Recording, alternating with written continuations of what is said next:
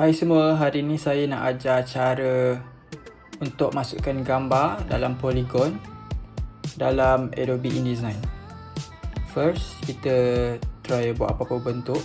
Kat sini dia punya tool ni, rectangle tool contoh. Dan kita color.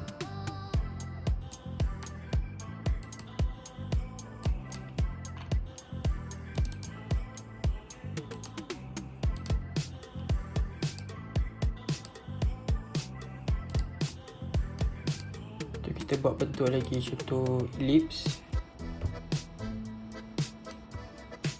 Macam biasa, kalau nak dia sekata, tekan shift, baru dia akan jadi bulat ni.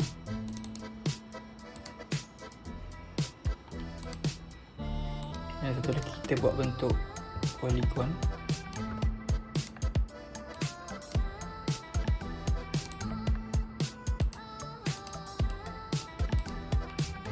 Okay, bila kita dah ada shape macam ni, cara untuk kita nak masukkan gambar, kita tekan sekali bentuk tu.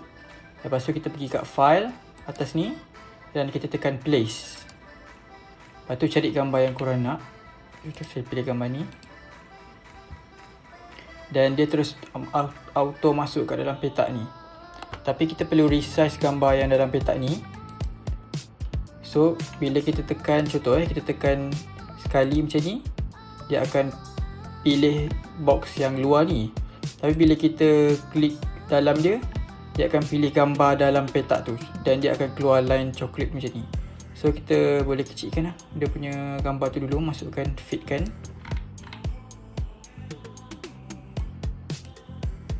Korang boleh drag gambar ni, nampak tak dia dalam petak ni. Gambar yang dalam ni boleh dipindahkan.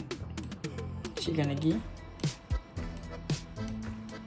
supaya dia masuk dalam petak tu. So dah jadi macam ni.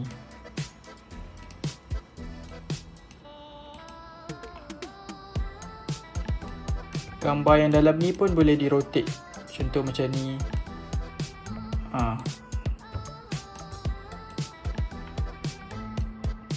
Seterusnya kita buat lagi sekali untuk bentuk bulat.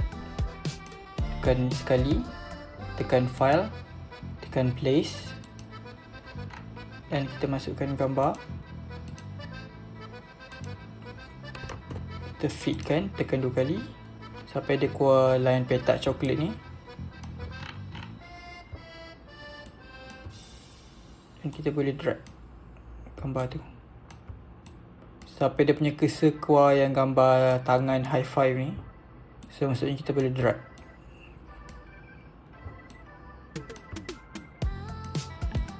Next, bentuk yang polygon ni, hexagon. Klik, file, place.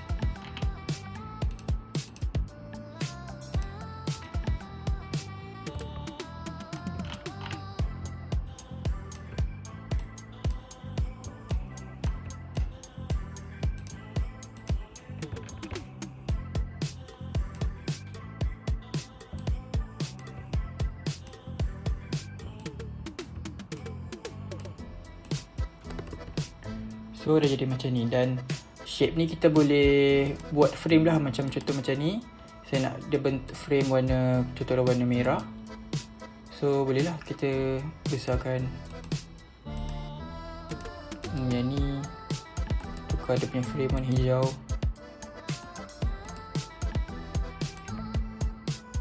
Lepas tu dia punya line, outline nak tukar bentuk yang macam ni ke.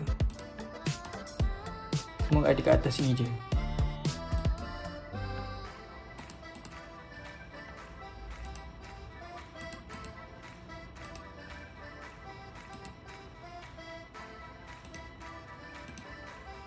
Selamat mencuba.